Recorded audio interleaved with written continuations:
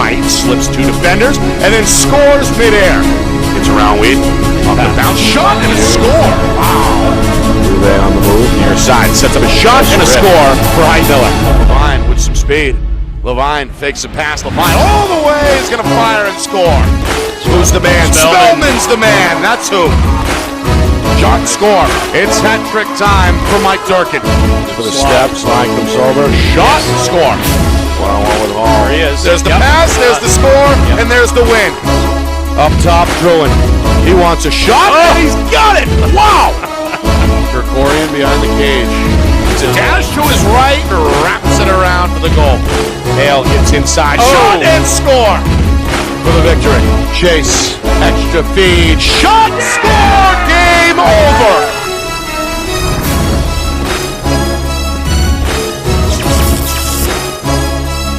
Well, hello everyone, and welcome here to Windham.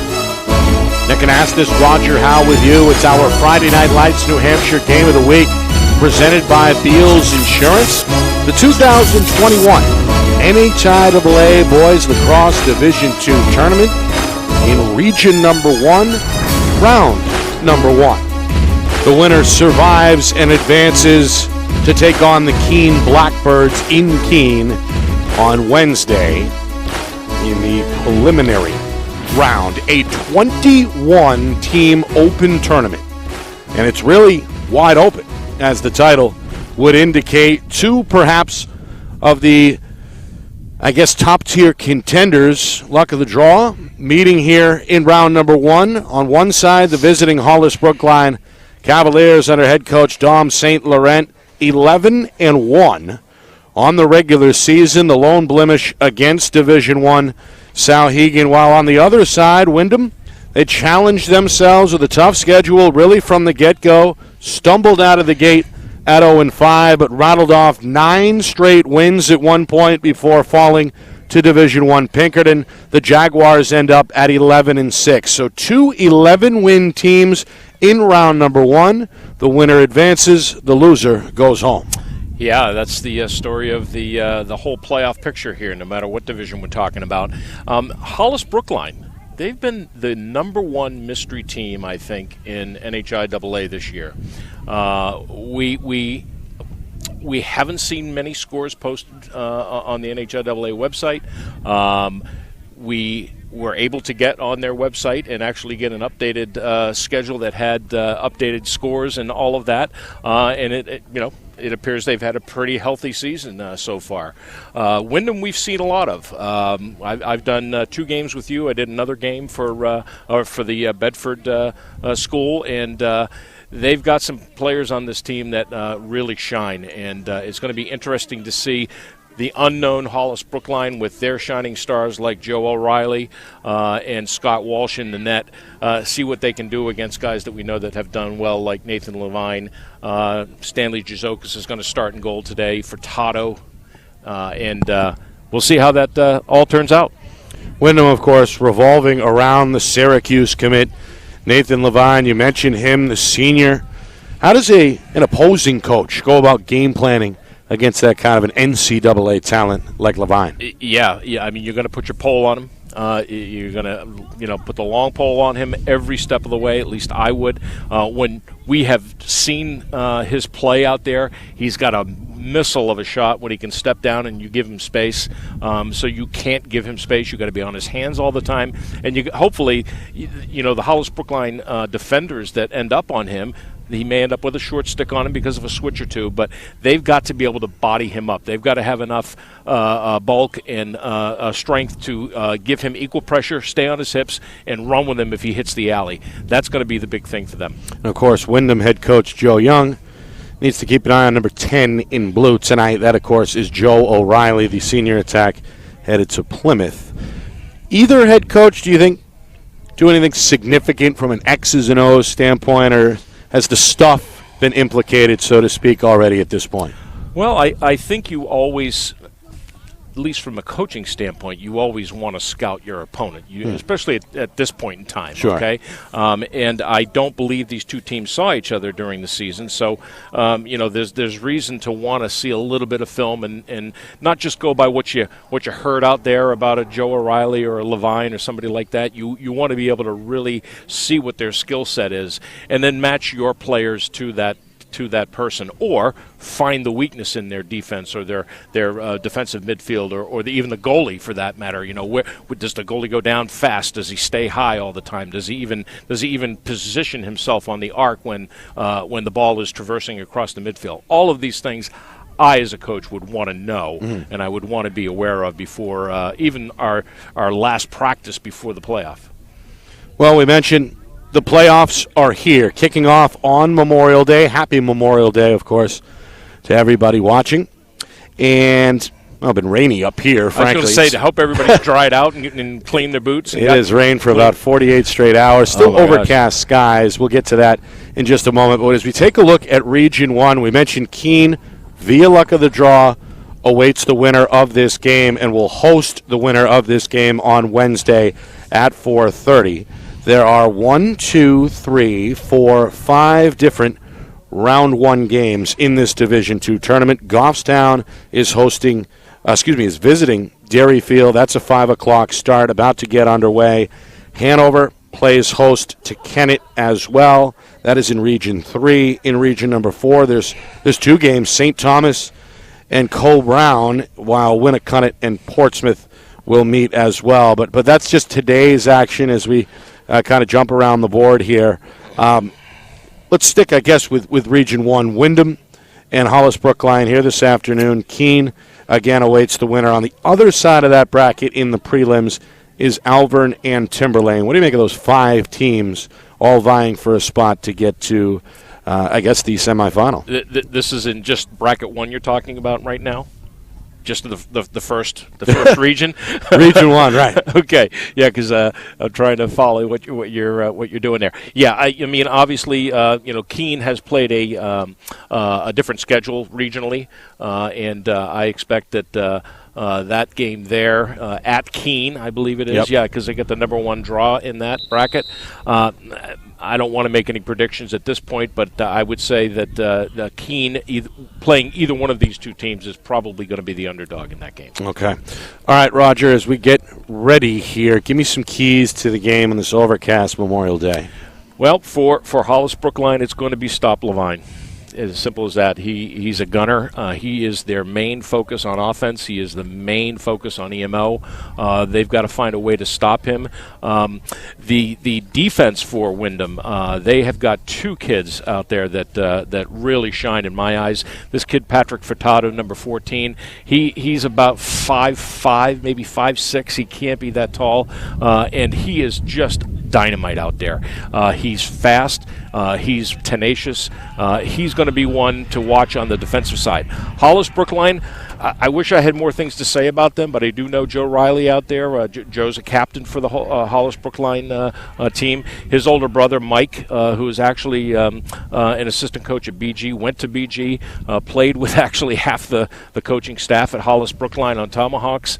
I expect to see good things out of Joe Riley. And Scott Walsh, who is also a committed player collegiately in the net. He's going to St. Joe's, and he'll be playing with Coach Kaz up there in Farmington, Maine.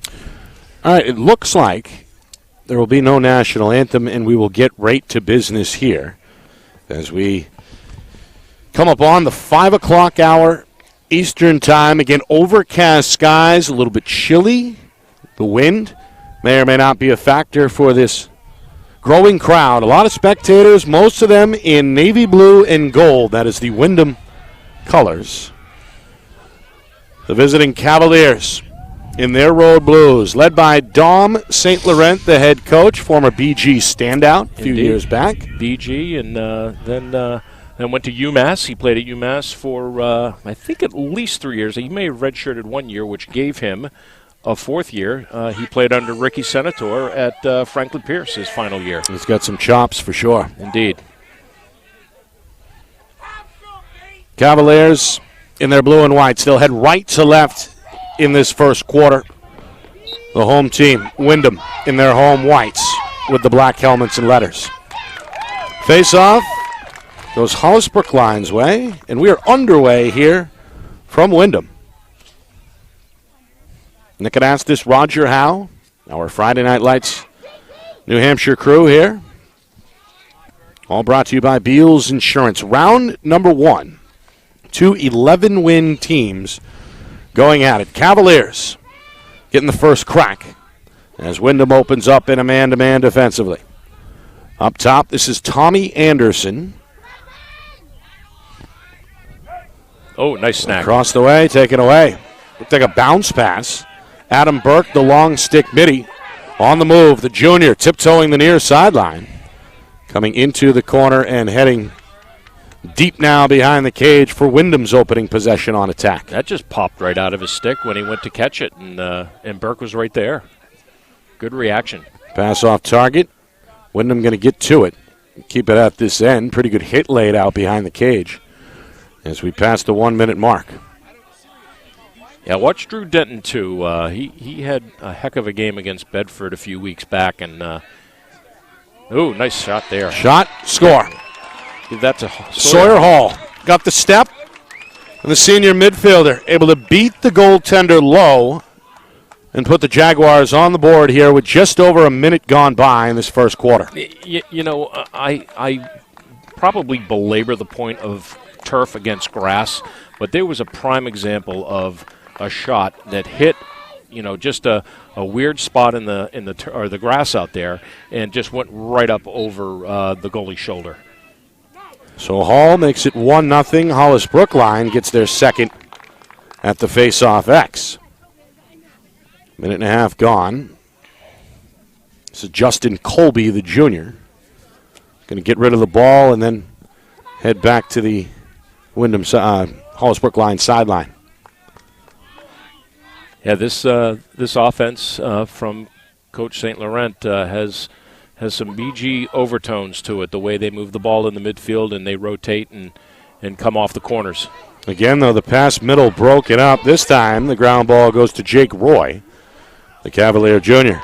Behind the cage, this is O'Reilly, the Plymouth commit. Double teamed. Pass taken up top. Shot goes wide. Sidearm released by Anderson. It'll stay here. Yeah, I like what O'Reilly did there. He drew the defender down low and made a nice pass out front. He would have had a good cut there, but went past him to Tommy Anderson. Here's Anderson, wants a one-on-one. The defender is Brian Samaras, the sophomore. Trying to get inside of Samaras. Pass taken again, O'Reilly behind the cage. Looks for a cutter middle. Nice Spin, play. shot, score. That's Brian Damaris. No, excuse me. That's Desmaris. That's Ethan Bender. Yeah. Wrong squad there. 37 in blue is Bender. And the junior attack.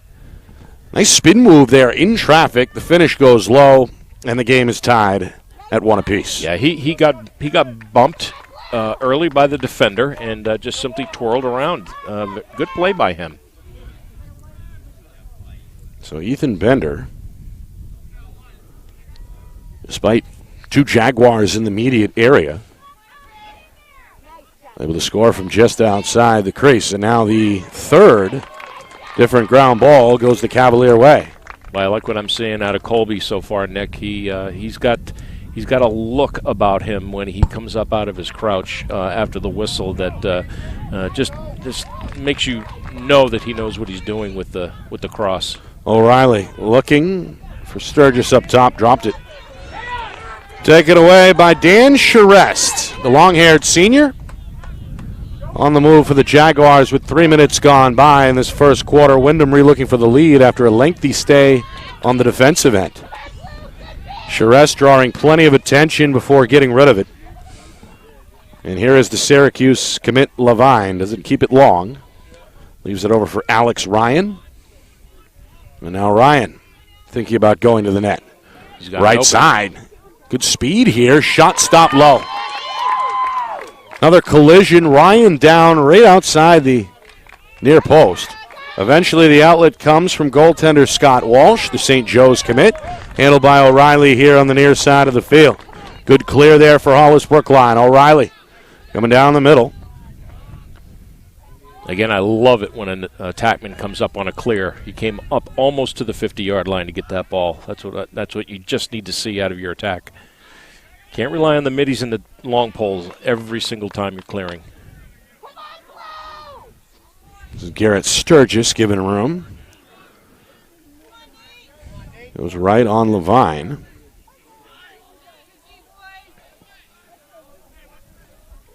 Hunter Hudzik. Got an opening. Shot, score. Al Hudzik, senior attack, on his way to King's College. Goes upstairs, and Hollis-Brookline now scored back-to-back goals to take their first lead at 2-1. Yeah, the defender there, he had him at goal line extended, and he tried to go for the ball with the stick, and you just can't do that with Hudzik. Hudzik is a big guy out there, and he's just going to roll on you, and that's exactly what happened there. So Hunter Hudzik, senior attack. Well, Jaguars win their first at the face-off X. This is Chris Ballone, junior member of the basketball team. He stumbled. Now a little chaos here at midfield, trying to swim through. Is Justin Colby the face-off man. This one ends up way up in the sky along that far sideline, and finally the official rules it out of bounds. Yeah, Blake Bazin gave the face-off man from Hollis-Brookline, Justin Colby, a good pop, stood him right up. Windham expanding the roster prior to the game. Roger, you mentioned a few JV call-ups already having an impact here early with both Bazin and Ballone. Yes, indeed. Not a lot of JV call-ups, but this is what you like to see. Get everybody involved in the game here. Jake Robinson, nice. Long shot, knocked away. No problem for Stanley Jazokis. Meanwhile, knocked down is Andrew Trudel. Yeah, I think that's going to go against Jake Roy. That's going to be our first penalty of the game here as you see the contact along the near side. Big collision there, and it's like 15 in blue. Jake Roy is guilty. Could be illegal check there because he hit him high with his elbow. Yeah, legal body check, 1 minute. Roy trying to explain himself to Coach St. Laurent. I don't think that's going to go with Coach St. Laurent. He's been there.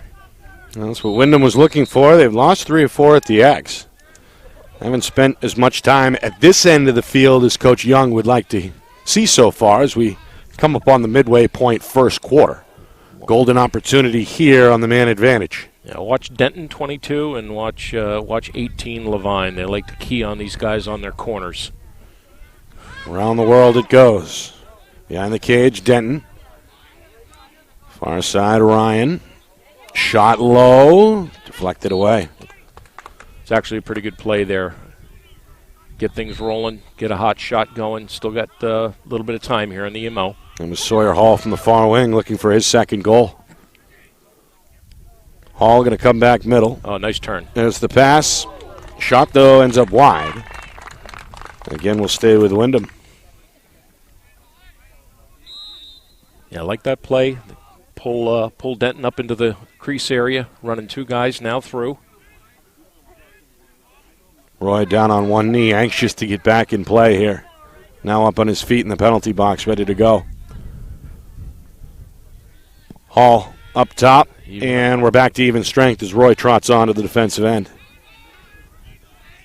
Levine wants a one-on-one. Right there side, shot, score. Well, that's where he likes to operate. Right up top, and the big senior goes to work to tie this thing at 2. Yeah, he likes middle right almost all the time. We've seen him do some stuff with his left hand in previous games, but that's his strength. That's his comfort zone. And good.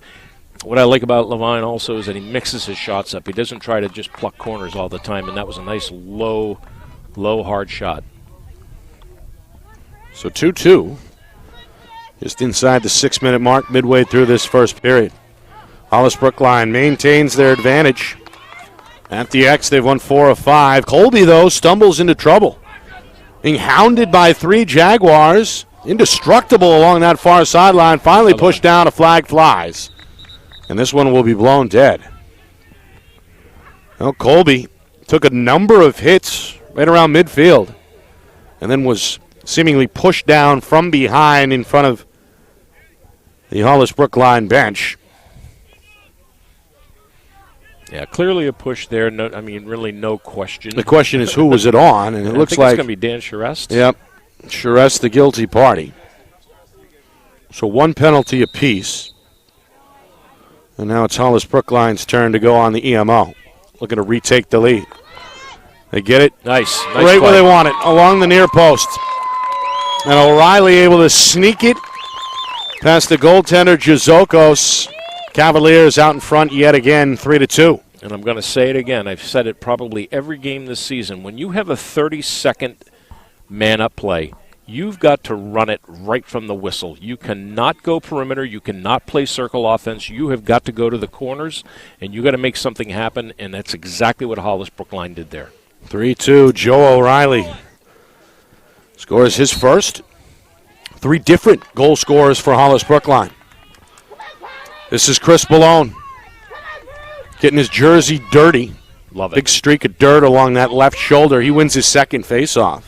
Yeah, Ballone's new to us. He did not play in that first game, I don't believe, against Winnicott. Heck of a basketball player, I will say that. Good three-point shooter.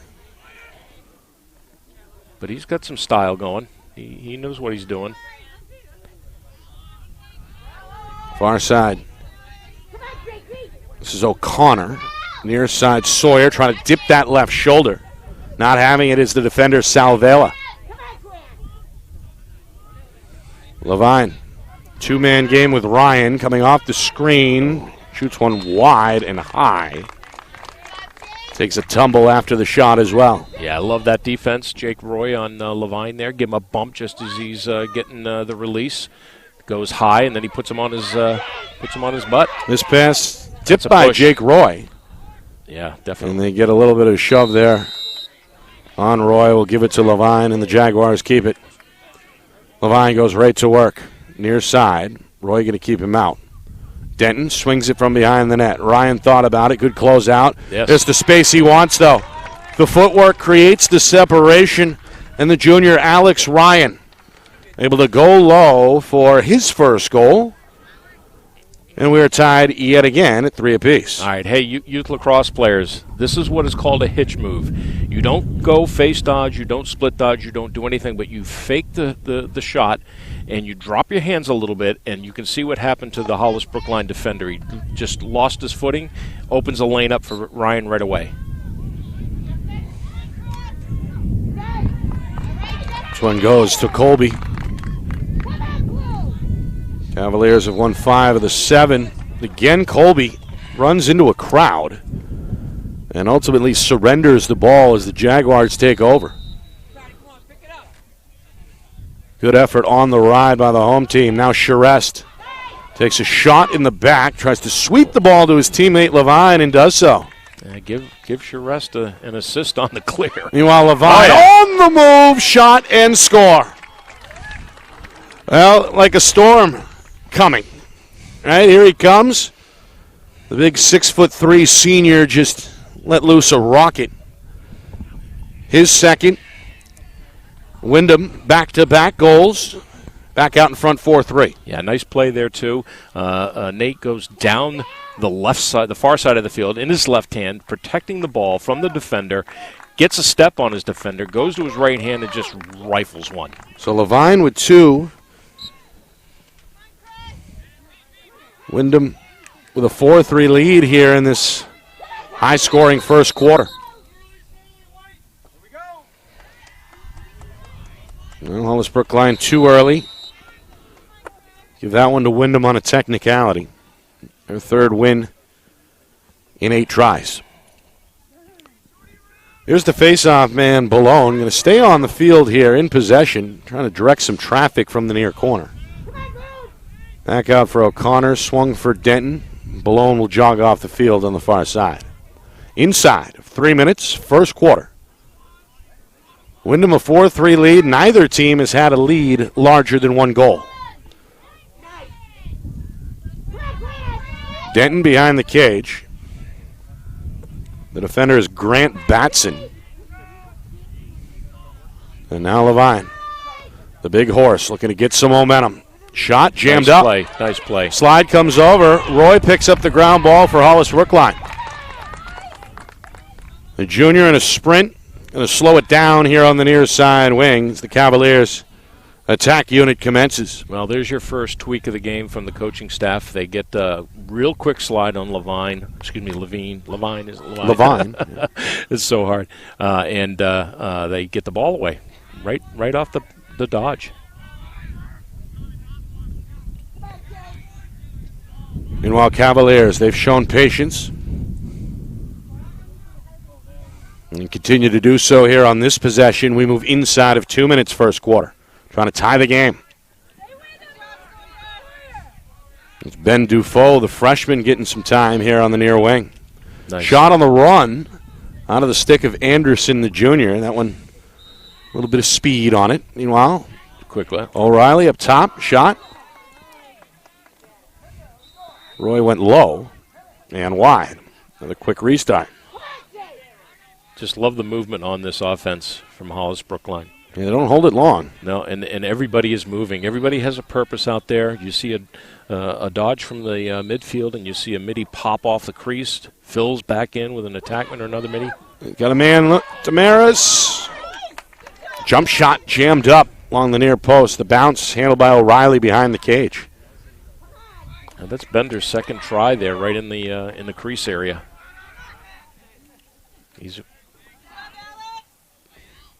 Roy charging near side, looking for Bender. Tough catch, shot denied by Jizokos.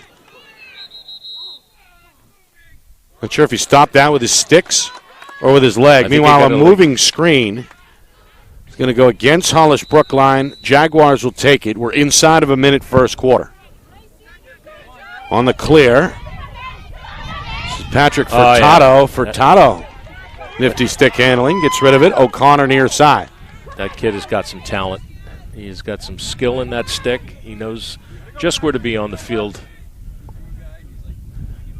Levine, poke loose, good defensive play.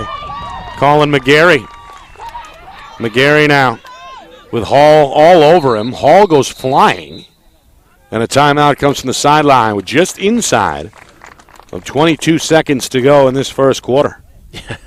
McGarry comes out of nowhere and just robs Levine of the ball. I think that was more of a mishandle maybe on Levine's part when he went through with his face dodge, and McGarry got his stick on it with a glance. But, hey, watch for more quick slides out of HB.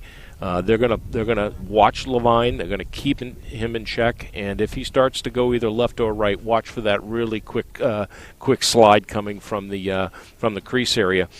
Also, this is where Denton comes in. Denton is smart enough to know that second slide is going to come from his far attackman's spot, and he'll be the one on the crease if he's smart, if that second slide progresses to cover up from the first slide. So let's watch that, because Denton's done that many, many times.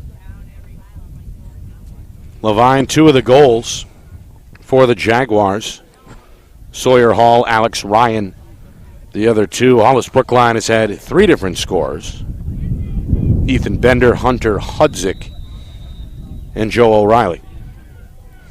Nick Anastas, Roger Howe with you. Round 1 action in Region 1 of this 21 team tournament in Division 2.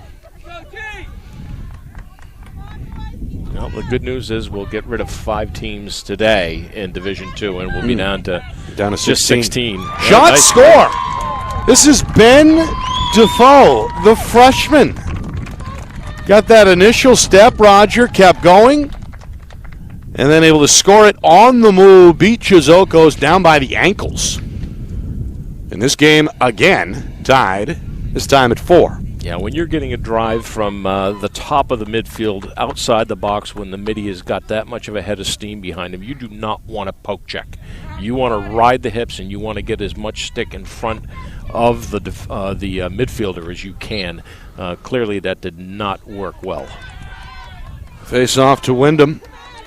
5 seconds. Bouncing shot from Boulogne goes wide. Still 2.5 on the clock. Quickly to the wing. Charest lets one rip.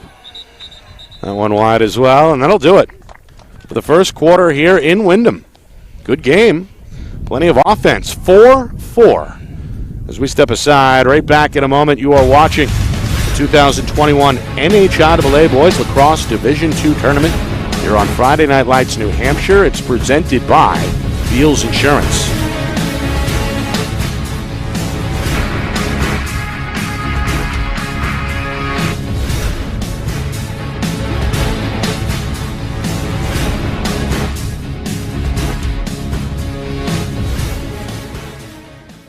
Our broadcast today, as it always is brought to you by Beals Insurance Agency, with locations now in both Bedford and Londonderry. Whether you need home, auto, or business insurance, Beals Insurance will get you both the price and quality coverage that's right for you. Just call 603-471-9999 or visit BealsInsurance.com to request a free quote and start saving money today. Again, that's BealsInsurance.com.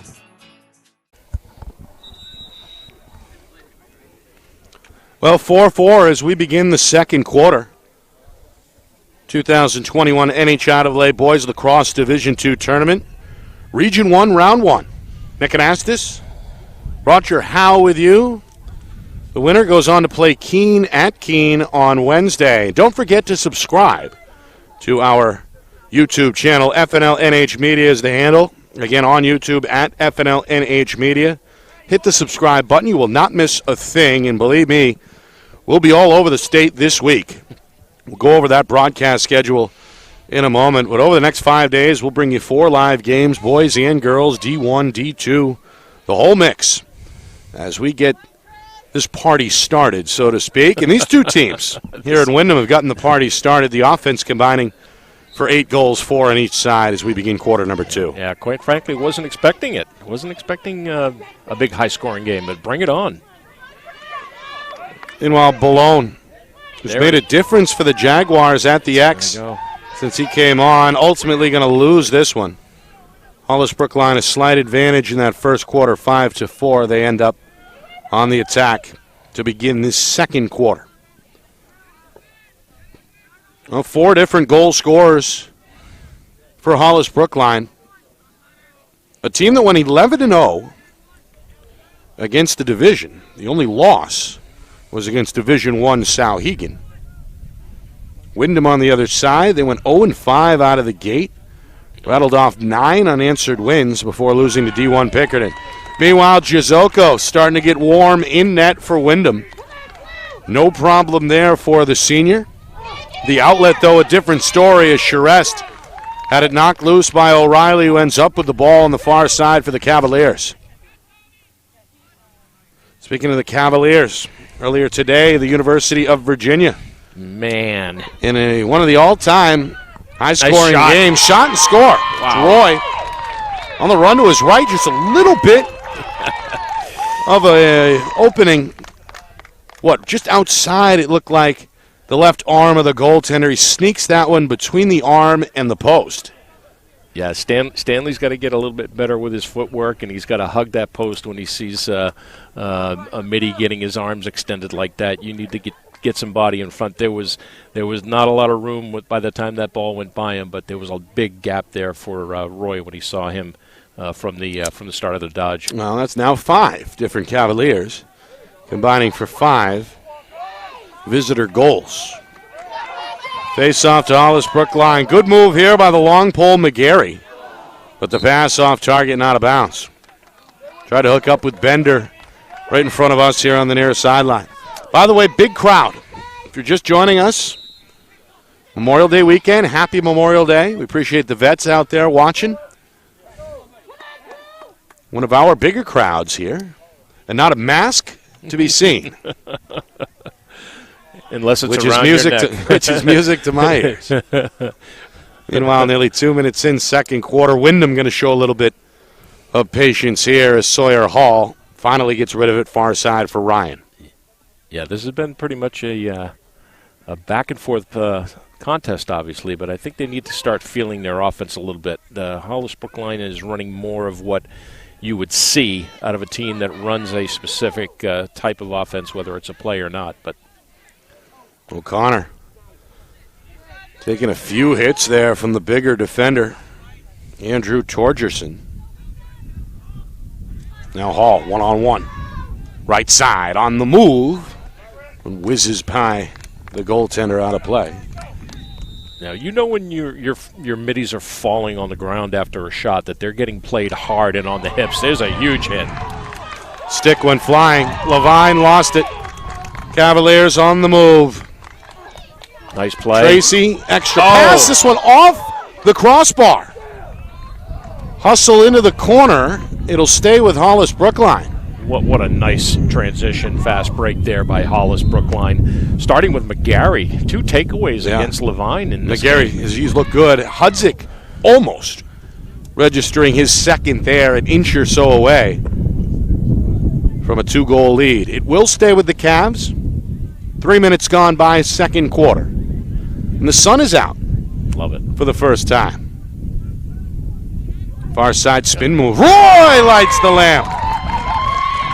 Back-to-back goals for junior Jake Roy. This one looked like shoulder height, Roger. And the Cavs in a bit of a groove here. They open up the game's first 2-goal lead at 6-4. Yeah, again, Roy he drops his arms, he finds the net, and that thing just went over Jizokis' left shoulder right up into the corner. Very, very nice shot. I'm impressed by Roy. We haven't seen any of these Hollis-Brookline kids this year, but boy, he's going end to end. He's playing defense. He's playing offense. He's scoring goals. They look sharp. They've got a 6-4 lead. They've also rattled off 3 unanswered goals. It's the game's longest streak. They've done their job at the X as well. 7 wins in 11 meetings. And now on the near side, Bender looking to get to work. Behind the cage. O'Reilly trying to create some space. Back near side for Bender. Out to the freshman on the near wing. This is Defoe. Charest trying to drive him. Defoe back to his right. Bouncing shot. About 2 or so feet wide of the cage. He did not look comfortable on that. He shot off his back foot, number 1. Number 2, he was going away from the goal.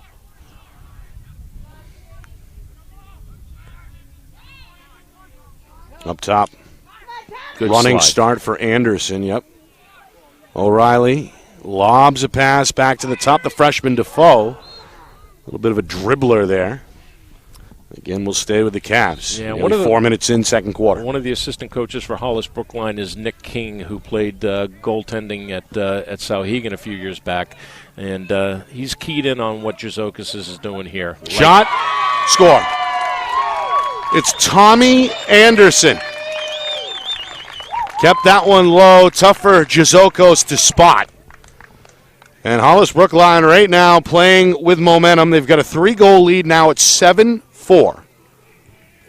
With just over 4 minutes gone by in the second quarter. Yeah, that look back from Ben Defoe over to Anderson was just good lacrosse. You get bumped, you have nowhere to go. You got to turn back. You roll into the teammate, and he just lets one go. But again, I think the coaching staff at Hollis-Brookline is keyed in on Jizokis' weaker points, and he has a tough time with his positioning on the crease. So we'll have to keep an eye on that and see if he can clean that up a little bit.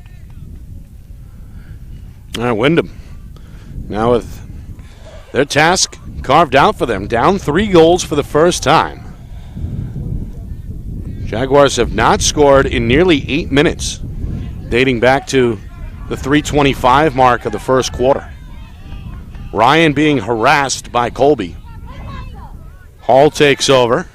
Hall a running start to his right, knocked off the path by the defender, Torgerson. Good play. And then turned over behind the cage. Another big hit as Hall comes crashing into the pile. Ball still loose far side. Body's on the ground, and now an old-fashioned scrum. This one kicked back behind the net, scooped up by the Cavaliers on the move. That was Connor Sanborn, the defender. Throws it out to no man's land here at midfield. Wow, nice and this play. continues. Finally scooped up. This is Hudzik. A man amongst boys. Hudzik now on the charge. Hudzik to the cage. Denied by Jazokos. Great save by the senior. Quick outlet frees up Levine. Windham now on the run right to left. Coming up at the midway point, second quarter. Up ahead, shot O'Connor from point-blank range wide.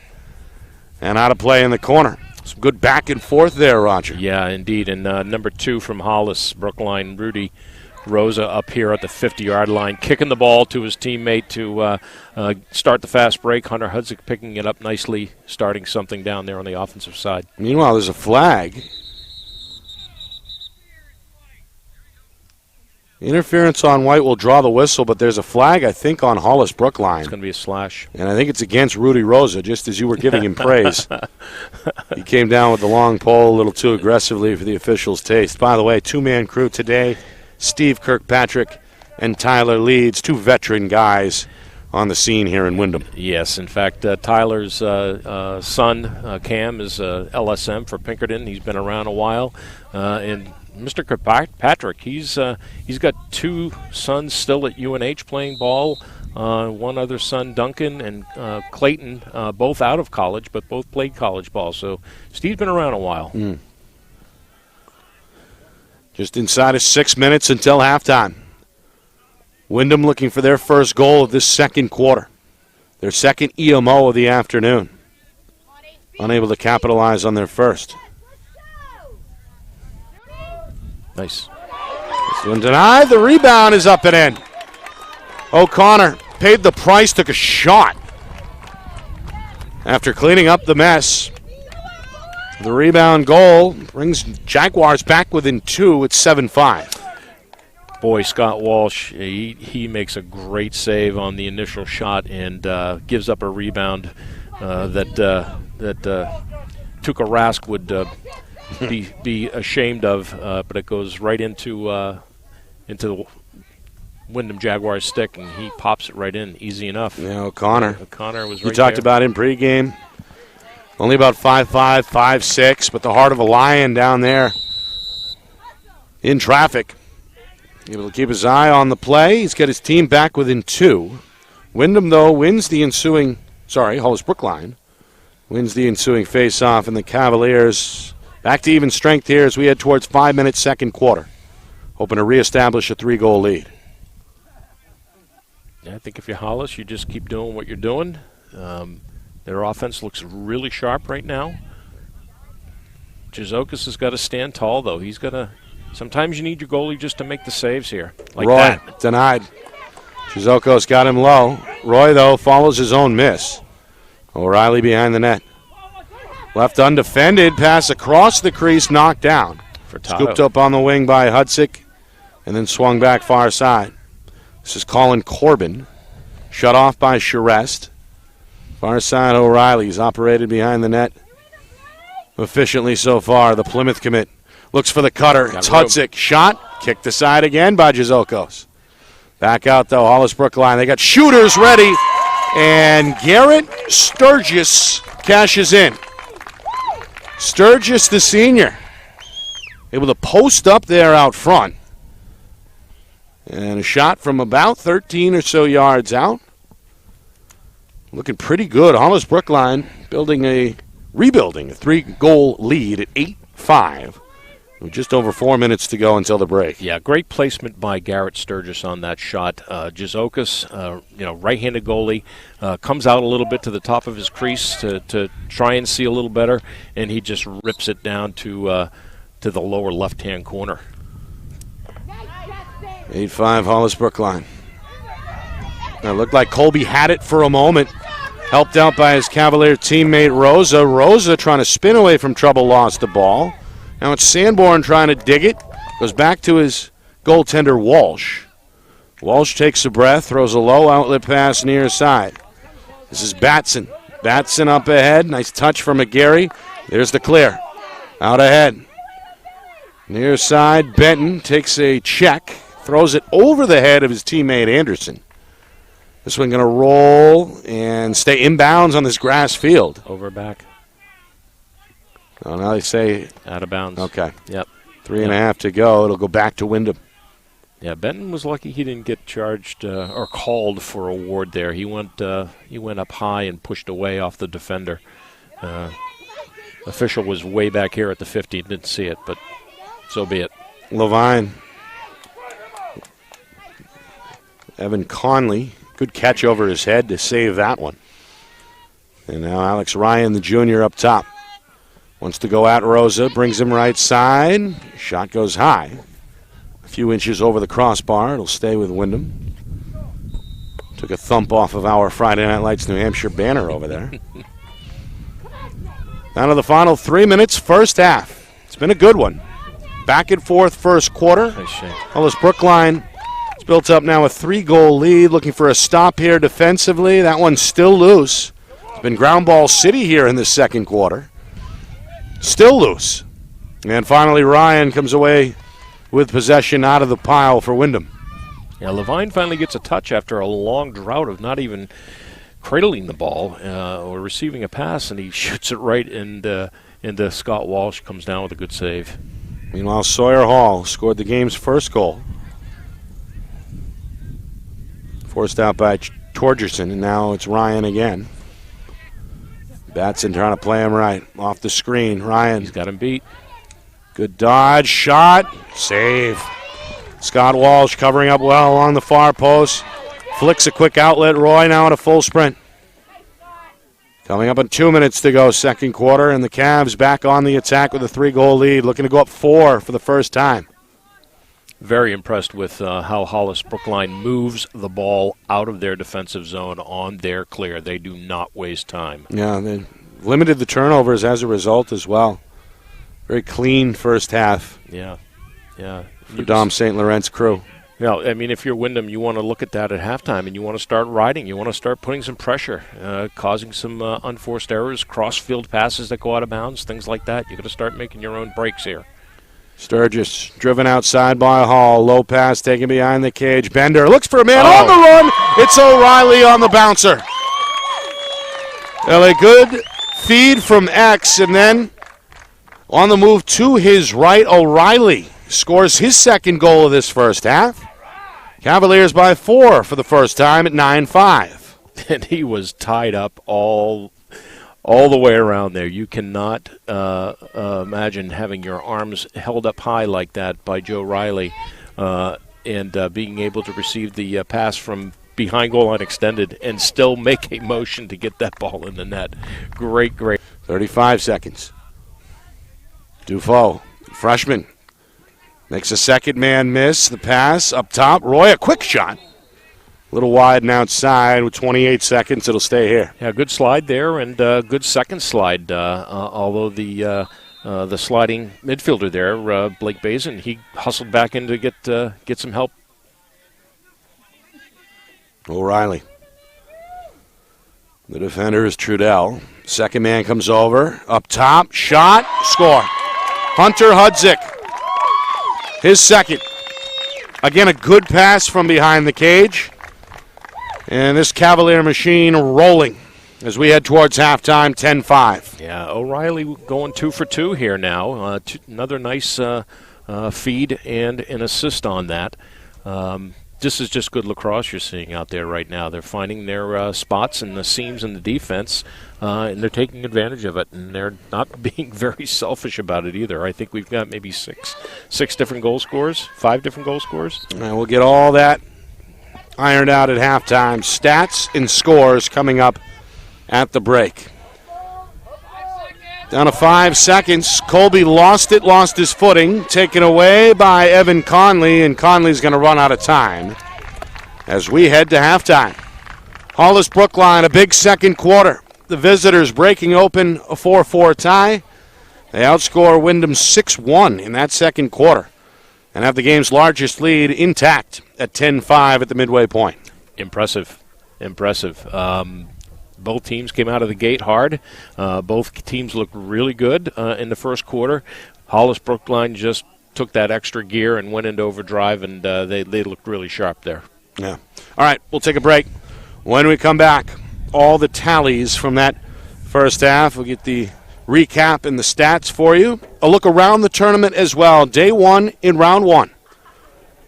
All that and more as we head right back to Windham in just a few moments. You are watching our Friday Night Lights New Hampshire Game of the Week. It's presented by Beals Insurance.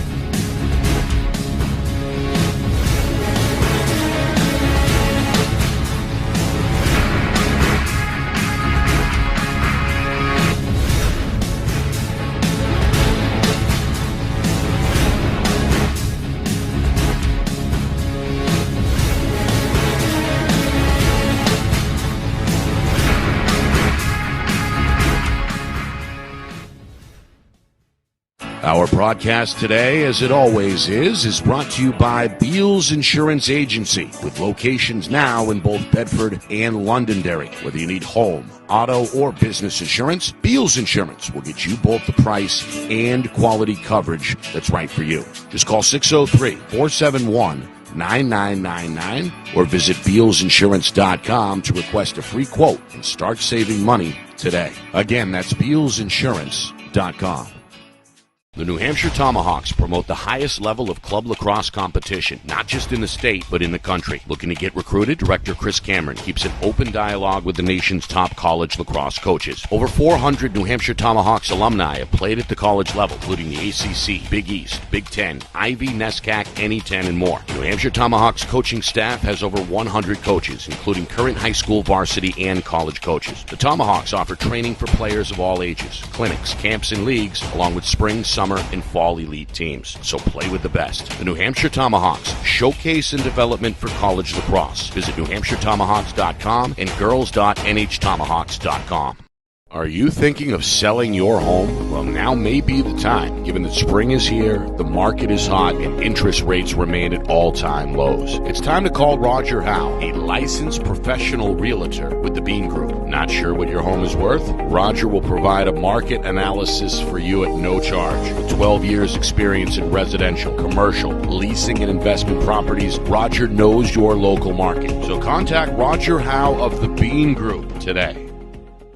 Is your company interested in showcasing your brand to thousands of high school sports fans across New Hampshire? If not, why not? And if so, let's go. Friday Night Lights New Hampshire is seeking sponsorship partners. It's the perfect way for your company to get out in front of the moms and dads who make up our community. Help us help you, and we can grow together. If you're interested in partnering with Friday Night Lights New Hampshire, then email us at fnlnhmedia@gmail.com. That's fnlnhmedia@gmail.com. Join our team today.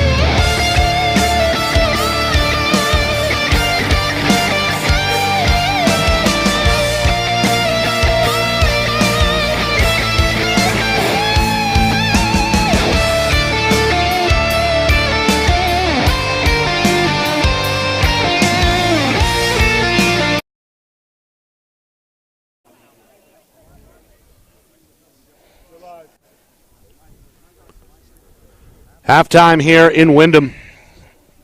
A 10-5 lead on the board for Hollis-Brookline. Nick Anastas, Roger Howe with you. It's the 2021 NHIAA Boys Lacrosse Division II Tournament. Region 1, Round 1. The winner advances to take on Keene on the road in Keene on Wednesday. A back and forth first quarter. Windham got on the board first, just over a minute in. Sawyer Hall made it 1-0. Cavaliers responded with 2 unanswered from Ethan Bender and Hunter Hudzik to have a 2-1 lead midway through that first quarter. Syracuse commit Nathan Levine tied the game just past that midway point. Tied it at 2. Levine first of 2 for Windham. Penalties kicked in at that point. Hollis-Brookline jumped back out in front.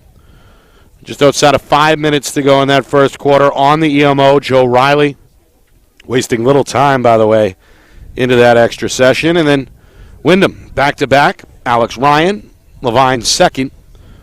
And that was it for Windham for a while. Jaguars held a 4-3 lead with 3:25 to go in the first quarter. Freshman Ben Defoe, with 10 seconds left, gave the Cavaliers a lift, tying the game at 4, and that's where we stood after 1. The Cav run continued. The first 3 of the second quarter go to the visitors. Jake Roy, back-to-back goals, about 2 minutes apart. Tommy Anderson grew the Hollis-Brookline lead to 3 for the first time at 7-4 about midway through the second quarter. Windham again helped out on the penalty. They get an EMO goal from Matthew O'Connor. But then it's all Hollis-Brookline from there as they score 3 goals in the final 4:20. Sturgis, O'Reilly, Hudzik second. And that's where we are, Roger, at halftime with the Cavaliers looking good, doubling up the Jaguars 10-5. Yeah, Nick, I'm tallying up my score sheet here, and I have 7 different Cavaliers scoring goals here today. And, you know, if you're a coach and you're sitting back and you're wondering where your offense is on the other side, I mean, to see that, you know, seeing everybody getting involved is exactly what you want to see. You don't want to see a situation where everybody's keying in on Joe Riley or everybody, you know, the entire defense is keying in on Nathan Levine, you know, because you can make adjustments for that on the other side. But when you get the whole offense involved, who do you key on? Right. You know, what do you do? Do you slide quick to that guy? Do you not? Do you slide to Jason? What do you do? Do you go to zone? I mean, a little bit of zone talk at the end of the NCAA Division I. It really is pick your poison. There's a lot of talent on this Hollis-Brookline team, a team that went 11-1 in the regular season, flew under the radar, so to speak. Didn't get a whole lot of coverage really statewide, but here they are, and having a bit of a coming-out party, at least when you consider the first half. Their only loss, by the way, was against Division I Souhegan earlier this month. Windham on the other side, trying to get themselves back in the game. They were outdone at the face-off X 10-5 unofficially in that first half. At least that's what I had, Roger. Yeah, I had 13. Close? I had 13-4 because there should be 17 total face-offs. So I had 13-4. 13-4. Yeah. So 5 plus 10 plus 2 is 17. Yep. That's where you want to be. That's why they pay you the big bucks. I know. I'm gonna have to renegotiate contracts here. And I don't know what's going on here. Meanwhile, Jaguars take over. Balone, the face-off man, going to jog off the field. And now Hall got the scoring started way back in the first couple of minutes of the game. Gets it over for Ryan. A bouncer goes wide. Restarted by O'Connor deep behind the cage. So we didn't have a lot of time to talk about keys to the game here in the second half, but I'm going to tell you right now, Stanley Jazokis has got to stand on his head, and he's got to stay healthy. My understanding is that because of playoffs, they only had another goalie, Jackson Milano. The feed over the top, mishandled above the head, picked up by Walsh, and out and running again come the Cavaliers. It's Colby along the sideline for Bender. Bender trying to muscle his way to the middle. Draws a second and third defender. Back out for Roy, and the Cavaliers going to restart. Yeah, let me finish my thought real quick on the goalie. Jackson Milano is not dressed today. That is an administrative and coaching decision. So they only have the one goalie to rely on today. It's going to have to be the seniors, Jizokos, who did look good in flashes in that first half. Here's the freshman Defoe. He's played well. Up top, Roy, bouncer. Jizokos turns his head right as that one scorches by. O'Reilly will restart with a pass out of the corner. Torgerson back for Defoe. Defoe trying to bring Damaris and a second defender, Bazin, with him. O'Reilly takes over. Back to the cage here along the near post, getting hacked at by the defender, Trudell. Back up top, Roy. 2 minutes gone by, third quarter. Roy on the move, bouncing shot, again wide. This time, the foot race is won by Windham. A good job, good hustle. Two different Jaguars challenging O'Reilly there. And one of them, I believe, Bazin, got the inside step. So Jags get the stop they want. Bazin trying to weave out of his own end for the clear. He'll do so. Oh. Runs into Torgerson here.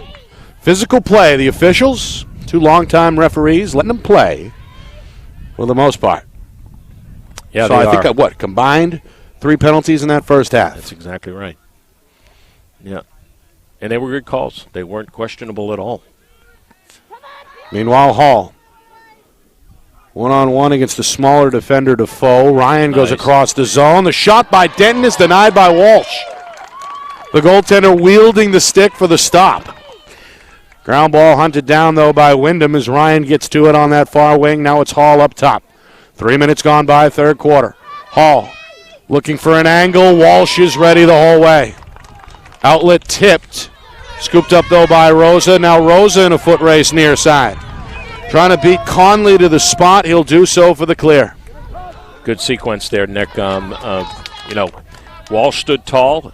He took one for the team on the first shot, came right back and made another great save. Now Walsh looking good. Seemingly getting better as the game has gone on. Held Windham to just 1 goal in that second quarter after giving up 4 in the first quarter. Yeah, and he was tested too. He had 3 big saves in that second quarter, so it's a pretty good ratio. Coming up on 4 minutes gone by.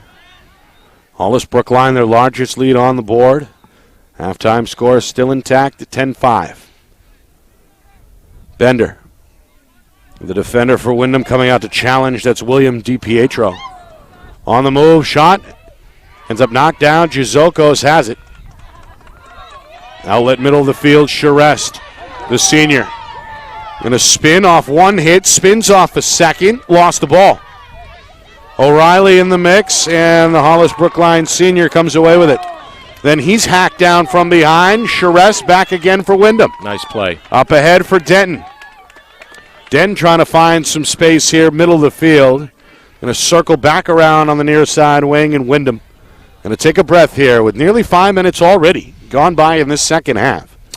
Score remaining the same as it was at the break, 10-5. Hey, when we did that first game early in the season, Dan Charest was a one-man clear, if you recall. He'd had 6 or 7, maybe more, all by himself, and that just shows you today that Hollis-Brookline is riding well. They're trapping in the middle here, and they're not letting any of the midfielders or poles get a head of steam behind them. Yeah, referencing that broadcast we did way back in April. It was an overtime. April 27th. Yeah. Thriller against Winnicott.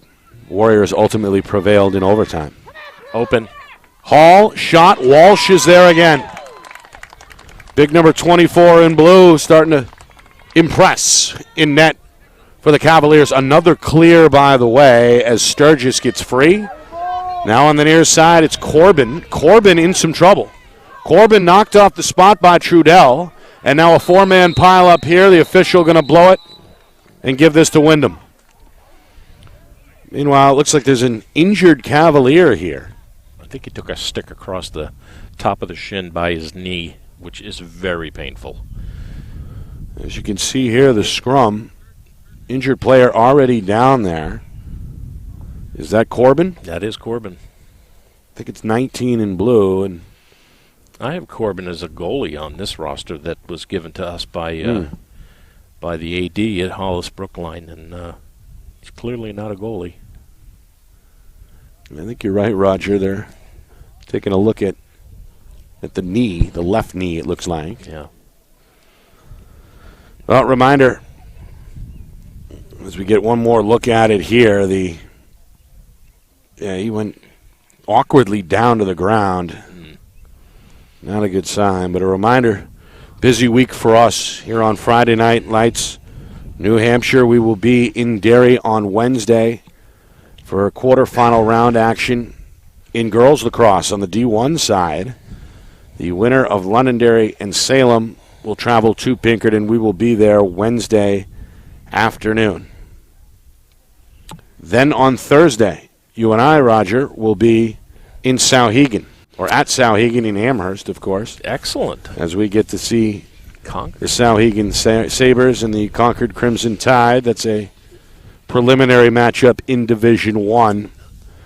That comes your way at 4 o'clock Eastern. We're on the air at about 3:45. Again, Concord at Souhegan D1 prelims on Thursday afternoon. That is going to be a good game. Those are two. Concord's skill-wise a little better than Souhegan overall. Souhegan's had a tough season, but Souhegan's been one of those teams, if we look at the other teams that they have played, every once in a while you see a Souhegan win against them, and they've come up big in some big games. They played great in the first game that we did this season at the start of our broadcast against Derryfield indoors. And when I saw that game and I saw some of the guys playing on their lineup, I thought that they were going to be a contender. I thought they were going to be right in that 5th, 6th, 7th spot that we've talked about all season in Division 1, with Londonderry, Bedford, Souhegan right in that cluster, and they drifted away and didn't seem to be as competitive as Coach Bertrand was surely hoping, and the rest of the team was hoping. But it should be a good game against. Wouldn't surprise me if they came out ready to go, though. That's a strong tradition, a strong program with a lot of prestige, built up in large part by Coach Bertrand, and they'll be ready to go. They got Riley Lawhorn, a senior commit to UMass Lowell. Got some talent there. And then on the other side, Concord, another team that we have not seen personally here at Friday Night Lights New Hampshire, but they've got 6 or 7 wins to their credit, right around 500, so it should be a competitive game Thursday either way. And I'm good friends with both of those coaches, and they are both good friends, Keith Bertrand and my goodness, it just left me, but I'll think of it in a second. Jeff Smith. Smitty, I always call him something else. That's why I was tongue-tied. But they are good friends, and their assistant coach is a old club teammate of mine, Tommy O'Brien from Long Island, and he has a son on that team that is part of the box score every single game. And then there's another boy, last name is Nichols. Have not seen him play. Actually, I take that back. I have seen him play against Bedford once this year. Didn't make a big splash on my scorecard, but they always come out to play. That game's going to be at Souhegan on turf, not on the nastiest field in Division 1 at Concord, and we should be in some pretty good haunts at that point to see a pretty good game. All right, we're going to step aside here as, unfortunately, the injury situation continues as the medical staff here, the trainers, taking a look at Colin Corbin, one of the seniors for Hollis-Brookline, in some pain with it looks like a lower body injury. We'll be right back to Windham in just a moment here on Friday Night Lights New Hampshire. It's presented by Beals Insurance. Our broadcast today, as it always is brought to you by Beals Insurance Agency, with locations now in both Bedford and Londonderry. Whether you need home, auto, or business insurance, Beals Insurance will get you both the price and quality coverage that's right for you. Just call 603-471-9999 or visit BealsInsurance.com to request a free quote and start saving money today. Again, that's BealsInsurance.com. The New Hampshire Tomahawks promote the highest level of club lacrosse competition, not just in the state, but in the country. Looking to get recruited? Director Chris Cameron keeps an open dialogue with the nation's top college lacrosse coaches. Over 400 New Hampshire Tomahawks alumni have played at the college level, including the ACC, Big East, Big Ten, Ivy, NESCAC, NE10, and more. New Hampshire Tomahawks coaching staff has over 100 coaches, including current high school, varsity, and college coaches. The Tomahawks offer training for players of all ages, clinics, camps, and leagues, along with spring, summer, and fall elite teams. So play with the best. The New Hampshire Tomahawks, showcase and development for college lacrosse. Visit NewHampshireTomahawks.com and girls.nhtomahawks.com. Are you thinking of selling your home? Well, now may be the time, given that spring is here, the market is hot, and interest rates remain at all-time lows. It's time to call Roger Howe, a licensed professional realtor with the Bean Group. Not sure what your home is worth? Roger will provide a market analysis for you at no charge. With 12 years experience in residential, commercial, leasing, and investment properties, Roger knows your local market. So contact Roger Howe of the Bean Group today. Is your company interested in showcasing your brand to thousands of high school sports fans across New Hampshire? If not, why not? And if so, let's go. Friday Night Lights New Hampshire is seeking sponsorship partners. It's the perfect way for your company to get out in front of the moms and dads who make up our community. Help us help you, and we can grow together. If you're interested in partnering with Friday Night Lights New Hampshire, then email us at fnlnhmedia@gmail.com. That's fnlnhmedia@gmail.com. Join our team today.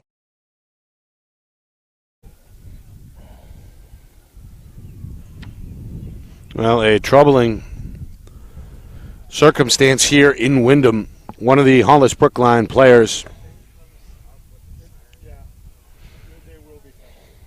took a shot a moment ago. That's senior Colin Corbin. Appeared to injure his leg on the way to the ground, and he is still down. And apparently an ambulance is trying to make its way out here onto the field. We heard the sirens dimly in the background a moment ago. Yeah, the only thing I can think of is it's got to be a knee. Got to be a knee the way he went down and the way he grasped his knee. I know that when I tore my ACL, I was very verbal about it.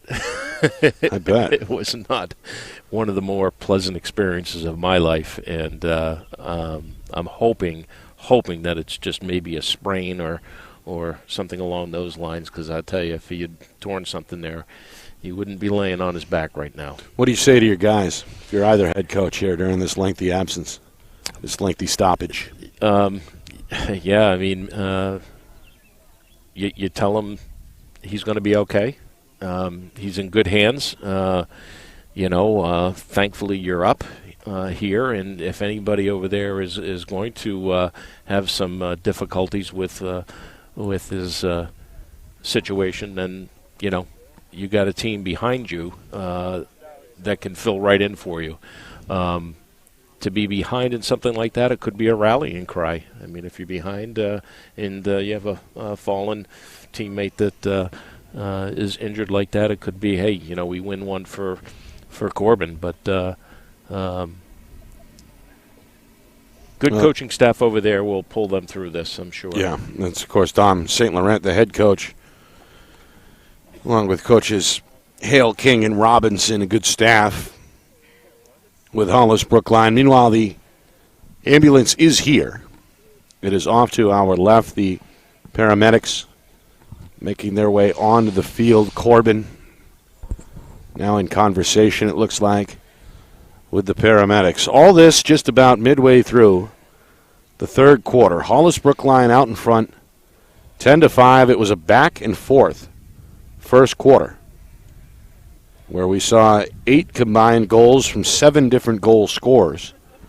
Game was tied after one at 4-4. Second quarter belonged to Hollis-Brookline as they stretched their run to 4 unanswered goals to begin the frame, closed it out on a 3-0 run. All in all, outscored Windham 6-1 in that second quarter, led 10-5 at halftime, and again, nearly 6 minutes into this third quarter prior to the injury stoppage The score had been unchanged, still at 10-5. The winner, by the way, goes on to the preliminary round, where they will face Keene in Keene Wednesday afternoon. That's a 4:30 start on Wednesday. Yeah, we're starting to see some action throughout the bracket.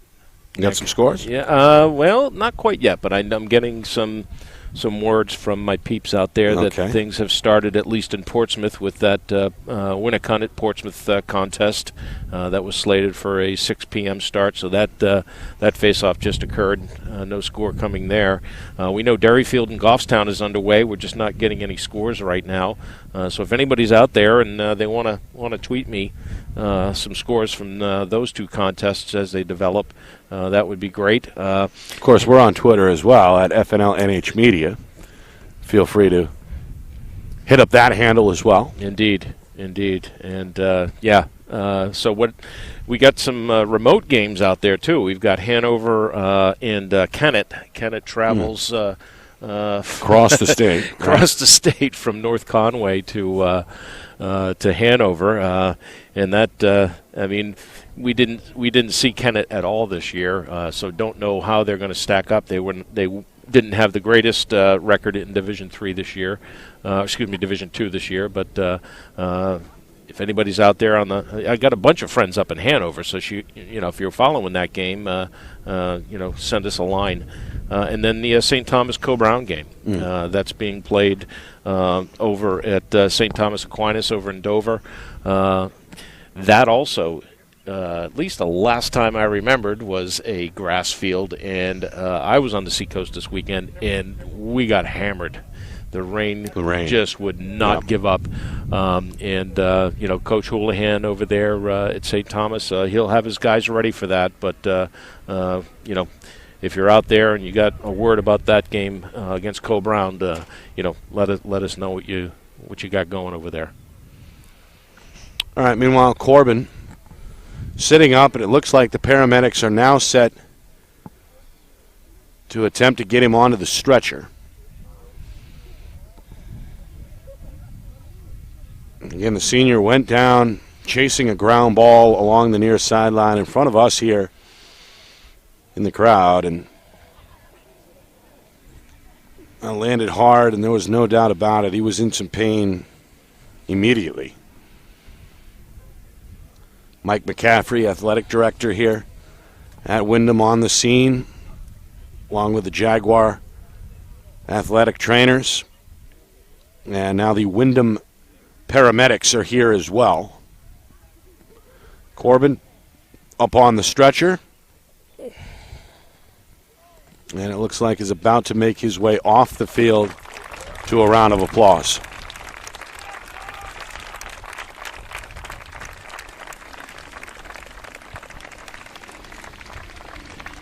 That's what's beneficial about having a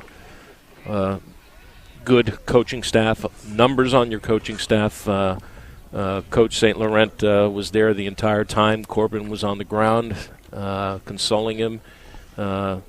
And Hollis-Brookline's coaching staff is over there getting their boys rallied and keeping them fresh. Good for them. All right.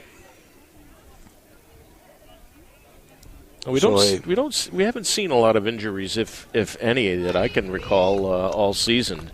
Nothing like that. No, nothing like that. Nothing that was game altering for sure in terms of even stopping the game for any length of time. But I believe Steve and I saw an ambulance make an appearance back in the fall during a football game. During a football game, but you're right, nothing this spring. Yeah. So they until now. All right, restart. Windham. They give it to their biggest and probably best player, the Syracuse commit, Nathan Levine, and he's a one-man show right now. Going to go all the way around the cage to the far side. Lost his footing. Ground ball still loose. Up in the air. Far side, trying to stay in bounds. Hall flicks it out of bounds. And back over to Hollis-Brookline. A lot of ground balls Both teams really going hard with that playoff intensity this afternoon. Yeah, and this is a good field, except for right in front of the creases. Grass is normal height, but it can be a lot harder around natural grass than turf. O'Connor gets to this ground ball. The Jaguars speedster going to take his man, the defender, freshman Ben Defoe, deep behind the net. Now Denton takes over near side. Jaguars just one goal since the 3:25 mark of the first quarter. Yeah, they got to get something going, and it's got to involve Denton, in my opinion, Hall and Levine. They've got to get these guys with touches, and they got to get them pumping towards the goal. Here's Levine, gets Like around that. Roy and scores on the move. It's his third goal of the game. And just like that, Roger, he must have heard you. They go to the Syracuse commit, and he gets it done. Able to beat Scott Walsh high. Again, for his third goal, Walsh had been seemingly unstoppable over the last, I don't know, 2 quarters, really, until Levine brought him back down to earth perhaps there. Yeah, I had him with some good saves there in that first half. But Levine, I noticed this in the game that I did in between the Winnicott game with Windham and Bedford. And in the second half, they did the same thing with Levine. They started putting him on the goalie's right side and had him dodge down the alley straight instead of sweeping across from the top of the box into his right hand. Here, he's starting off on his left and going to his right again, but from a different angle. It might be something that they've keyed on. Coach Joe Young is pretty savvy to that kind of stuff, and let's see what they do. Right now, they got a long pole on him. And that's another one. Shot, score. That's Hall. That's something to say to the defender right in the face of Torgerson after he scores his second goal. Wyndham back-to-back goals within, 32 seconds of each other, and suddenly the Jags are back within shouting distance at 10-7. Yeah, I don't think Sawyer liked the fact that Torgerson was riding him on his shoulder blades there. In my book, that's good defense. He held him from the initial start of his dodge, and he just rode up the back of him, and then Sawyer was able to extend his hands. Good play. Face off to Wyndham. Second straight win at the X as well. Here's the pesky long pole, though, for Hollis-Brookline. McGarry poked it loose. Now Balone taken down from behind. And a little too rough, they say, against Hollis-Brookline. They want to restart.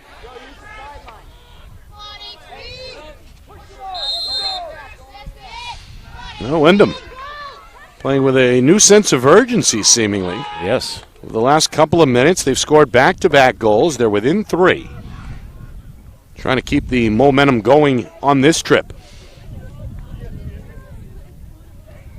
They give to Levine.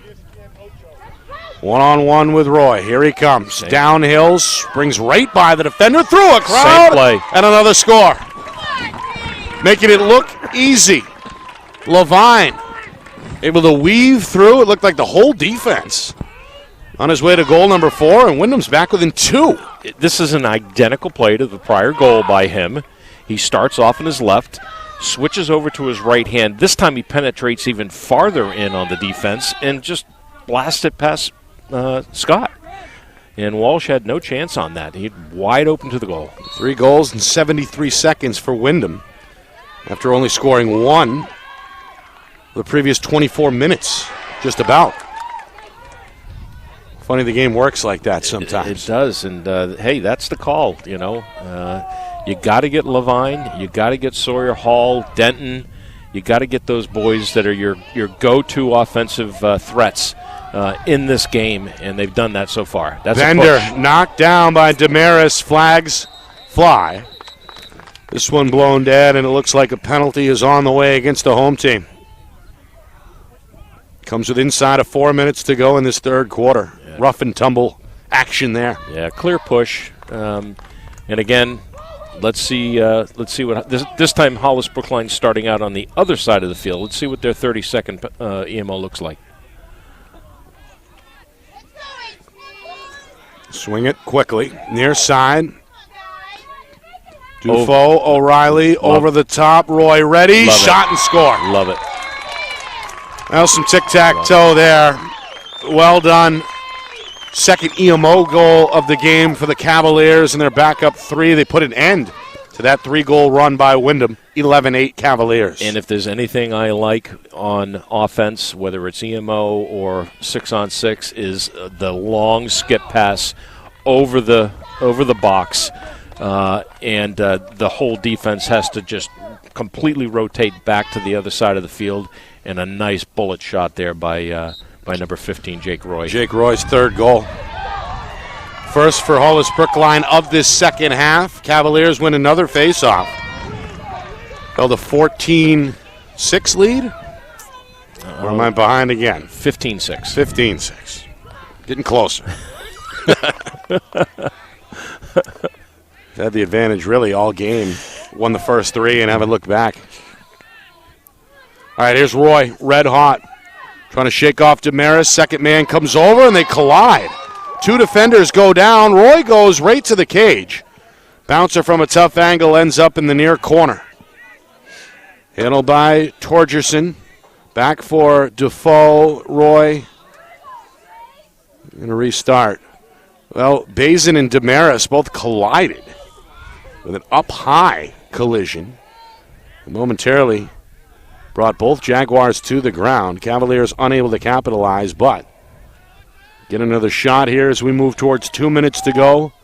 Third quarter. O'Reilly trying to sneak one. Goes off the side of the net. O'Reilly trying to find his own miss near side. A little bit of a pile up. Damaris in the mix for Windham. Looked like Hudzik had it for a moment, then Damaris comes away with it. He goes flying on the pass. Bazin sprung loose. He's going to clear it midfield. Hunted down from behind by Defoe. Gets rid of it on the far wing, and the Jaguars have it with inside of 2 minutes to go in this third quarter. A great hustle by the Cavaliers to kill any hope of a fast break by Windham there. They had 3 defenders coming back to cover up on that and just squelch the whole drive there. Some of that playoff hustle. Yeah, gotta love it. Levine looking for Denton. Shot fanned aside, I think, by Walsh. Got a piece of it. So there's your Denton figuring into the offense because of the quick slide to Levine and leaving the second slide open. Yep. And Denton is wide open. Ryan fakes a pass, wants a shot himself. Bouncer about a foot wide, out of play. Far corner, foot race. It's going to go to Hollis-Brookline. It's McGarry making another quote-unquote winning play, right? He's figured in a lot of different plays this game. Walsh upstairs. Rosa bounces off the head of his stick, loose along the far near sideline, rather. O'Reilly to it. The Cavaliers senior on the move, across the zone, finds a man, and there's the finish. Ethan Bender laying in the cut there, undetected on the far wing. Pass right on the money by O'Reilly on the move. And HB has built up a 4-goal lead yet again with inside of a minute to go in this third quarter. Well, I'm going to tell you something. Joe O'Reilly's value to this team, not only in assists and a couple of goals today, has been his hustle to the midfield line to get the ball on the clear. If he had not been there, that ball went off of a defender's stick on their clear, and it would have turned right back over to the Jaguars. This one loose off the face-off. Denton had an inside track for a moment. This one up in the air. A lot of ground balls as we've been talking about. Here's another one. Still loose as the sun pokes back out. Windham's got the ball. That's Conley. Deep in the far corner, back out, down to 20 seconds. This pass gets away from Malone. Hold against Hollis-Brookline, gives it back to Windham with 19 seconds remaining in the frame. Enough time to get Levine, maybe one more. Instead, it's poked loose. This guy's got it going. That's McGarry. The defender going to launch a long pass down the field. Nobody home at the other end. Yeah, that's probably his first mistake of the game right there. But well, you had about 12 seconds on the clock when he picked that up. Yeah, and Windham's now going to go the length of the field themselves at just 8 seconds.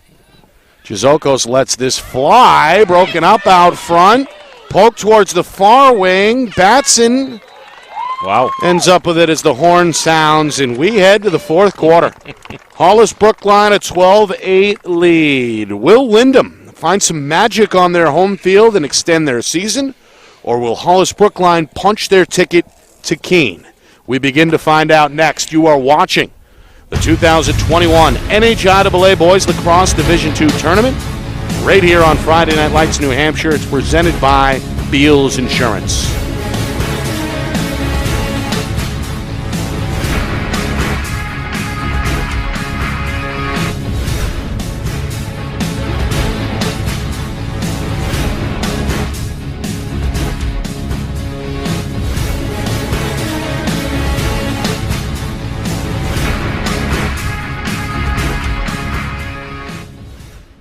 Our broadcast today, as it always is brought to you by Beals Insurance Agency, with locations now in both Bedford and Londonderry. Whether you need home, auto, or business insurance, Beals Insurance will get you both the price and quality coverage that's right for you. Just call 603-471-9999 or visit BealsInsurance.com to request a free quote and start saving money today. Again, that's BealsInsurance.com.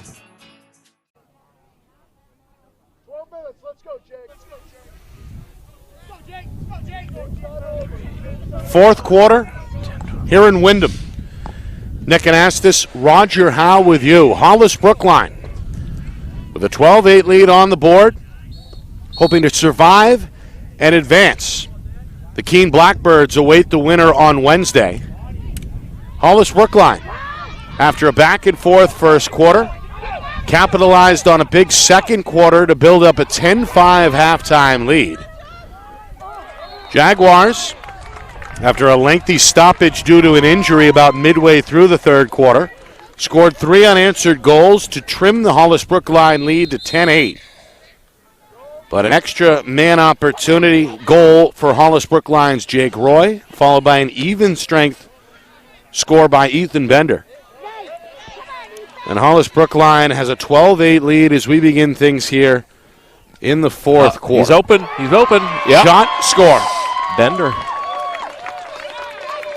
Well, he's had quite a game. It's Ethan Bender. He scored the first Hollis-Brookline goal way back in the opening minutes of the first quarter. And he's now scored back-to-back goals to reestablish the Cavaliers' largest lead of 5 at 13-8. Yeah, and that's a situation where Bender was looking to slow it down. He had Joe Riley in a slow break on the far side, and then all of a sudden the defender tried to slap check him, missed on the check, and left Bender wide open to the crease. Jaguars scored 3 unanswered back in the third. Hollis-Brookline has now scored 3 unanswered, dating back to the final couple of minutes of the third quarter. And again, have rebuilt this 5-goal lead at 13-8. Meanwhile, a flag on the play here is going to stop things with just inside of a minute gone by. It's going to be a hold. And it's against Hollis-Brookline. Looks like it's our friend McGarry. Yep, the defender is down on his right knee in the penalty box. What do we got for penalties, Roger? We've got 5 total. Hollis-Brookline with 3, and that's their first of the second half, and Windham with 2. 1 in the third and 1 in the first. Windham's been hurt by extra man goals, though. Hollis hasn't given up an extra man goal here, so let's see what these guys can do. Cavs have scored 2 of their own. Levine, it's been the offensive juggernaut, not just today, but all season long. Levine has scored 4 goals today. Roy and Bender have paced the Cavaliers with 3. Here's one from the near wing. That's the junior Alex Ryan. Found the space he was looking for, and the Jaguars do capitalize on the EMO as he goes upstairs. Yeah, and not only that, but Ryan with a nice step down, but that was actually deflected off number 44, Grant Batson, the defender, and it changed direction and went over Scott Walsh's right side. So, good stroke of luck there. I don't think Walsh even saw it. Another win there for Windham. Ryan now with 2 goals. Good play here. It's Connor Sanborn able to push Conley off the ball, but then an errant pass goes out of bounds and back to Windham. Denton with the restart. He's been contained. It's Hollis-Brookline defense has done a good job keying in on number 22 in white, the sophomore attackman. Yeah, they have done a very good job, and that's Batson who's covered him on the crease area. Only a couple touches by him. Sawyer for Ryan, stopped again by Walsh. Goalie makes the save down low. The outlet is broken up. Defoe trying to chase it down. The freshman with the scoop. And Hollis-Brookline another clear with 2 minutes gone by in the fourth quarter. Defoe harassed by 2 defenders. Pass ends up on the ground. O'Reilly to it with room to spare in that far corner. And again, the attack will restart here for the boys in blue.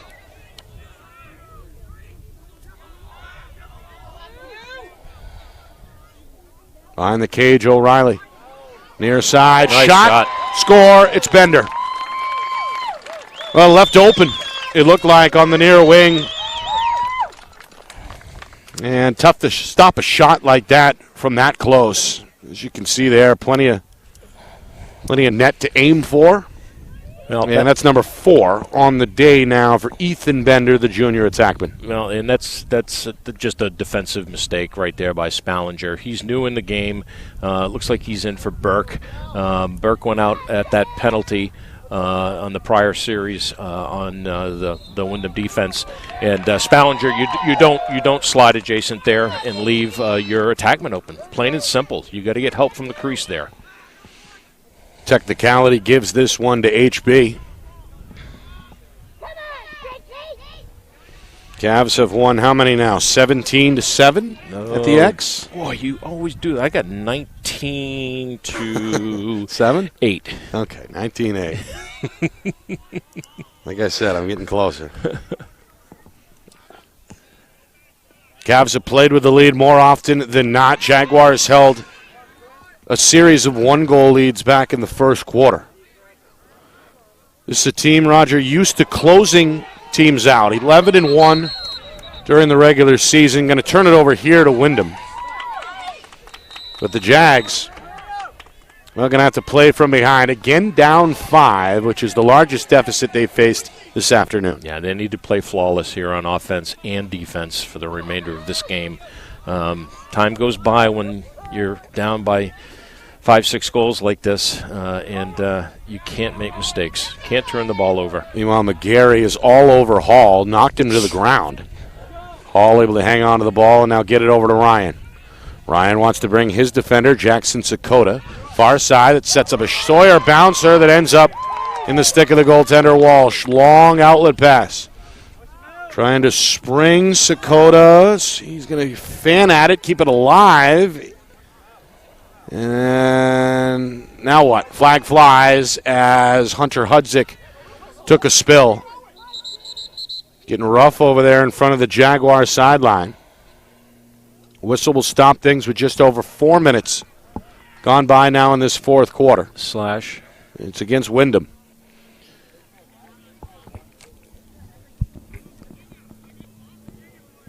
Against Ryan? I think that's Mr. Ryan. So Ryan in the box. That's the, fourth penalty now against Windham? Third. 3 each way. Yes. Again, Hollis-Brookline capitalized on the previous 2 EMOs. They've been able to move the ball very quickly. Here's Roy. Near side, Hudzik, backdoor, over the shoulder shot.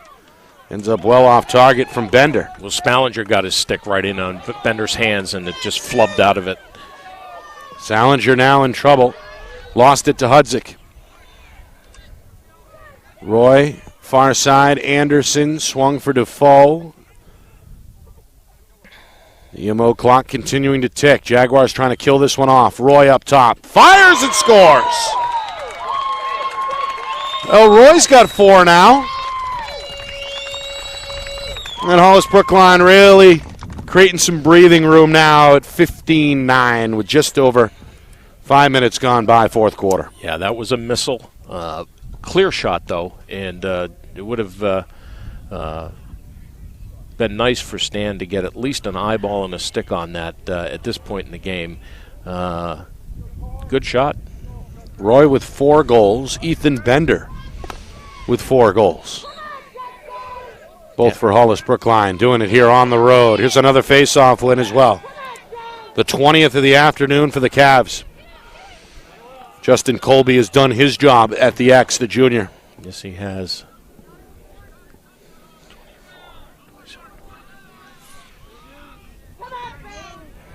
Cavaliers eyeing the midway point of this fourth quarter with their largest lead on the board. Sturgis trying to get a shake on Damaris. Behind the cage, Bender looking up top. It was deflected. Tracked down, though, by Sturgis. It's up top. Defoe. Giving some room here. The defender for Windham is Adam Burke. The long stick midi back on the field. Spin by the defender, or the freshman rather, Defoe, a bouncer. Wide. Out of play again. Cavs 11-1 on the regular season. Did not lose to a Division II opponent. Their one blemish against D1 Sauhegan. We'll see the Sabres, by the way, on Thursday against Concord in the D1 preliminary round. On the move, this is Torgerson. Behind the cage, O'Reilly. Turn. He's been the facilitator today, but he's been able to score as well. A bouncer there from a tough angle. It comes from the far side, O'Reilly. And his Cavalier teammates jacket up this score now at 16-9. Now, Joe O'Reilly is quietly having himself a day on the scorer sheet. That I have him down as having 3 goals and 4 assists. There you go. That sounds right. So 7 points for Joe O'Reilly, and we really even haven't said his name that much off ball. Right. But he has done his part on offense today for the Cavaliers. The senior Joe O'Reilly headed to Plymouth State. They got themselves one heck of a player. Yeah, Joe's older brother, Mike, as I said, he played at Bishop Gert and then went to Assumption. Now an assistant coach on the BG staff. There's lacrosse in the O'Reilly family. Tom O'Reilly, his father played club ball for quite a while. So, lacrosse family. Yeah. Bender avoids a couple of hits. Comes away with the ball one-handed. Able to shield off another man in the far corner, and now Hollis-Brookline as we hit the 5-minute mark. We're going to march off the remainder of the clock and advance to Keene. Shot, score. Oh, he took a hit. Well, they're not done scoring yet. Hunter Hudzik, King's College commit. He scored multiple times today. The run continues now at 4 unanswered as the Cavaliers stretch their lead to now 8 for the first time at 17-9. Man, I love rotations off the crease when you got 2 middies playing, not a 2-man game, quite frankly, but where he releases off the slide and he sees a guy like Hudzik just planting himself in there, and that's just a great play by Tommy Anderson up at the top to even spot him on the crease. Hudzik scored back in the first quarter.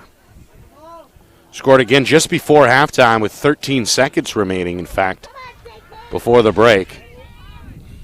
And gets goal number 3 here with inside of 5 minutes to go. In the fourth quarter, the visiting Cavaliers have scored 4 unanswered. And have looked, frankly, scary on the attack at times in this one. Meanwhile, Roy had it knocked loose. The defender is Patrick Furtado over there. Now Charest takes a stab, comes up with it for Windham. Up ahead for Conley. Conley trying to get around Sanborn, the big defender with the long pole, knocking it loose. Conley now gets inside of him. Conley to the middle. Hack from behind. As Sanborn never quit. This one kicked out of the fray near side. Hall converging along with Torgerson. And Hall has it for the Jaguars inside of 4 minutes. Windham trying to end their season on a high note. They began 0-5. They then won 11 of 12, including 9 in a row.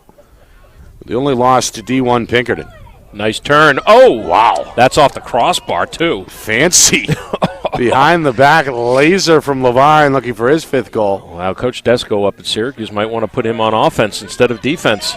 O'Connor trying to swim through the defense there. Ended up losing it. His teammate Denton backs it up on the near wing. Now up top, 2-man game with Hall. Hall stays to his left. Slide comes over, second defender, forces him to give it up. Levine up top. McGarry on him as he is joined by Sanborn on the slide. Pass ends up in the middle, broken up by Torgerson. And picked up by the long pole, the junior.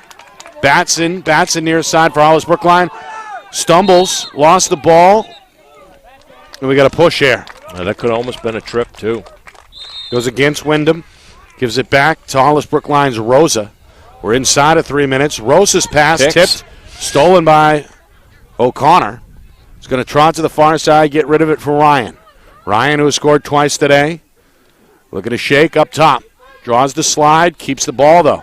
2.5 to go, fourth quarter. Going to skip to his left. Gets inside the freshman shot, taken away by Walsh. Another save for the goaltender. The senior has put on a show. Meanwhile, Levine knocked off the ball. Roy trying to free up his stick. Levine ends up with it for Windham. His pass then knocked down, stolen right out of the air by Rosa. Look at this. O'Reilly back to the freshman Defoe. Defoe up ahead for Bender. Bender's going to pump the brakes.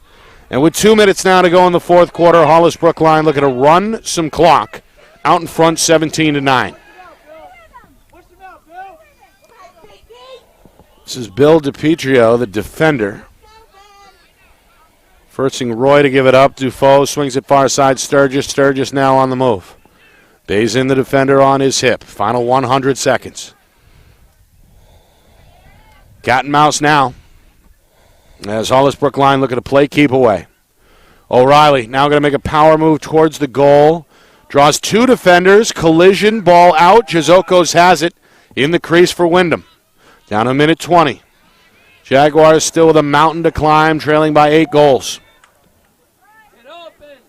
Pass taken middle of the field. This is Burke, the long stick midi. Going to turn it on. Burke still with it in the corner. Nice pick. Pass taken away by Sanborn on the interception. Good defensive play and then a good clear along the near sideline. Bender 2-on-1. Looking for a man. It's Hudzik. Left side, shot and score. Well, the offense rolling now. In transition, another goal. That's 18 on the day.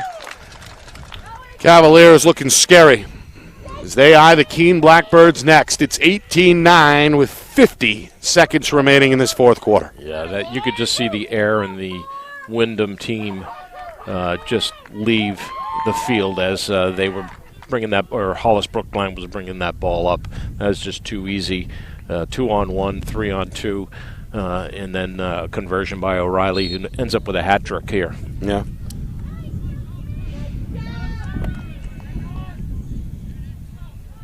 Final 40 seconds. Well, still a good season for Windham. Led today by their senior leader, Nathan Levine. He'll, of course, play again up at Syracuse as a member of the Syracuse Orangemen. You got to pull this out. Just pull it out. But Windham under Coach Joe Young, they'll be back. Some young talent on this squad. The seniors, though, do bow out this afternoon after an 11-win campaign. Certainly nothing to sneeze at. But in the end, the day belongs to the Hollis-Brookline Cavaliers. They double up Windham in Windham and win this game by a final score of 18-9. The Cavaliers will be in Keene Wednesday to take on the Keene Blackbirds at 4:30 Eastern.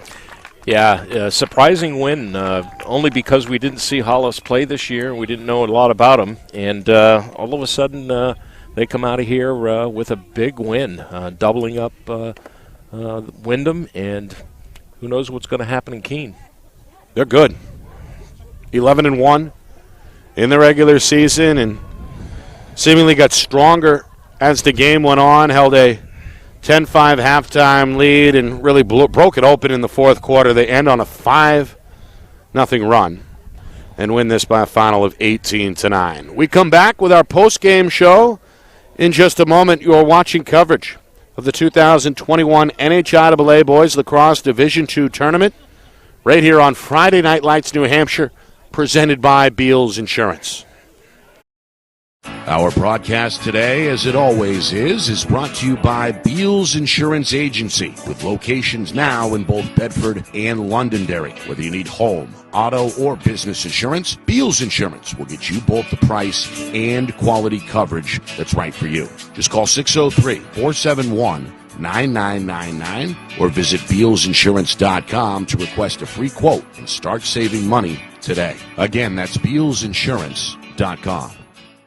The New Hampshire Tomahawks promote the highest level of club lacrosse competition, not just in the state, but in the country. Looking to get recruited? Director Chris Cameron keeps an open dialogue with the nation's top college lacrosse coaches. Over 400 New Hampshire Tomahawks alumni have played at the college level, including the ACC, Big East, Big Ten, Ivy, NESCAC, NE10, and more. New Hampshire Tomahawks coaching staff has over 100 coaches, including current high school varsity and college coaches. The Tomahawks offer training for players of all ages, clinics, camps, and leagues, along with spring, summer, and fall elite teams. So play with the best. The New Hampshire Tomahawks, showcase and development for college lacrosse. Visit NewHampshireTomahawks.com and girls.nhtomahawks.com. Are you thinking of selling your home? Well, now may be the time, given that spring is here, the market is hot, and interest rates remain at all-time lows. It's time to call Roger Howe, a licensed professional realtor with the Bean Group. Not sure what your home is worth? Roger will provide a market analysis for you at no charge. With 12 years experience in residential, commercial, leasing, and investment properties, Roger knows your local market. So contact Roger Howe of the Bean Group today. Is your company interested in showcasing your brand to thousands of high school sports fans across New Hampshire? If not, why not? And if so, let's go. Friday Night Lights New Hampshire is seeking sponsorship partners. It's the perfect way for your company to get out in front of the moms and dads who make up our community. Help us help you, and we can grow together. If you're interested in partnering with Friday Night Lights New Hampshire, then email us at fnlnhmedia@gmail.com. That's fnlnhmedia@gmail.com. Join our team today.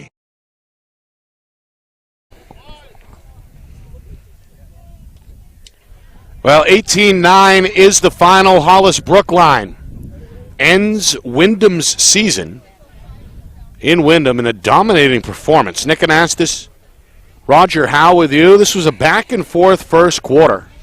Neither team led by more than a goal. It was 4-4 after one. The visiting Cavaliers came alive in the second quarter. At one point, they scored 4 unanswered. They ended the first half on a 3-0 run and built up a 10-5 halftime lead. Jake Roy, the top goal scorer in that first half for the Cavaliers. Windham's Nathan Levine tried to keep Windham in the game, scoring in the end here this afternoon 4